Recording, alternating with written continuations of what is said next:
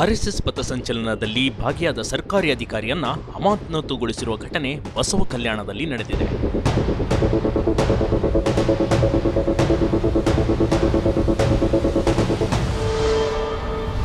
ಈ ಹಿಂದೆಯೂ ಬೇರೆ ಬೇರೆ ಜಿಲ್ಲೆಗಳಲ್ಲಿ ಸರ್ಕಾರಿ ಅಧಿಕಾರಿಗಳು ಅಮಾನತು ಮಾಡಲಾಗಿತ್ತು.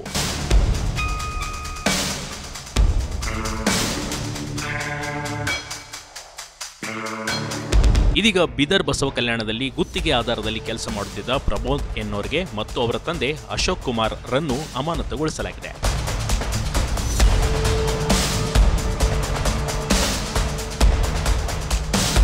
ಈ ಇಬ್ಬರು ಮ್ಯಾಟ್ರಿಕ್ ಪೂರ್ವ ಬಾಲಕರ ವಸತಿ ನಿಲಯದಲ್ಲಿ ಅಡುಗೆ ಸಹಾಯಕರಾಗಿ ಕೆಲಸ ನಿರ್ವಹಿಸುತ್ತಿದ್ದರು.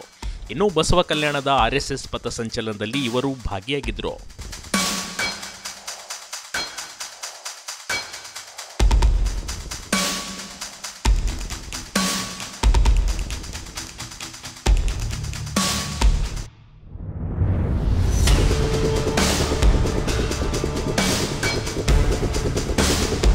ಸರ್ಕಾರಿ ಅಧಿಕಾರಿಗಳು ಯಾವುದೇ ಸಂಘ ಸಂಸ್ಥೆಗಳ ಕಾರ್ಯಕ್ರಮದಲ್ಲಿ ಭಾಗಿಯಾಗಬಾರದೆಂಬ ಉಲ್ಲೇಖ ಇದೆ. ಇದನ್ನು ಮೀರಿ ರಾಷ್ಟ್ರೀಯ ಸ್ವಯಂ ಸೇವಕ ಸಂಘದ ಕಾರ್ಯಕ್ರಮದಲ್ಲಿ ಭಾಗಿಯಾಗಿದ್ದರು. ಹೀಗಾಗಿ ಇವರನ್ನ ಕೆಲಸದಿಂದ ಜಿಲ್ಲಾಧಿಕಾರಿಗಳು ವಿಮುಕ್ತಗೊಳಿಸಿದ್ದಾರೆ.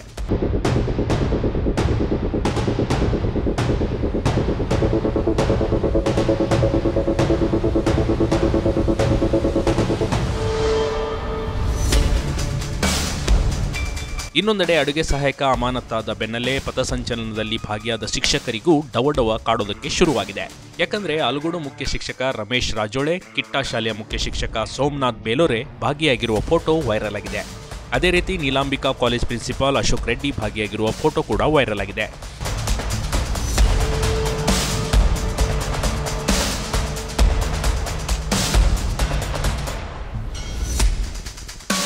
ಈ ನಡುವೆ ಆರ್ಎಸ್ಎಸ್ ಪಥಸಂಚಲನದಲ್ಲಿ 20ಕ್ಕೂ ಹೆಚ್ಚು ಸರ್ಕಾರಿ ಅಧಿಕಾರಿಗಳು ಮತ್ತು ಶಿಕ್ಷಕರು ಭಾಗಿಯಾಗಿದ್ದರು. ಹೀಗಾಗಿ ಪಥಸಂಚಲನದಲ್ಲಿ ಭಾಗಿಯಾದವರ ಎದೆಯಲ್ಲಿ ಅದಾಗಲೇ ನಡುಕ ಹುಟ್ಟಿಸಿದಂತೂ ಸುಳ್ಳಲ್ಲ.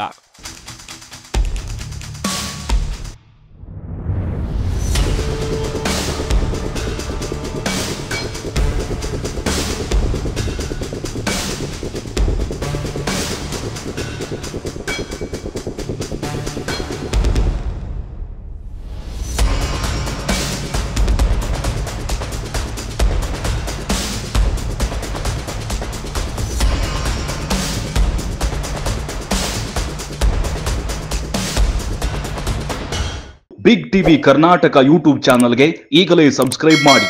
ಧನ್ಯವಾದಗಳು.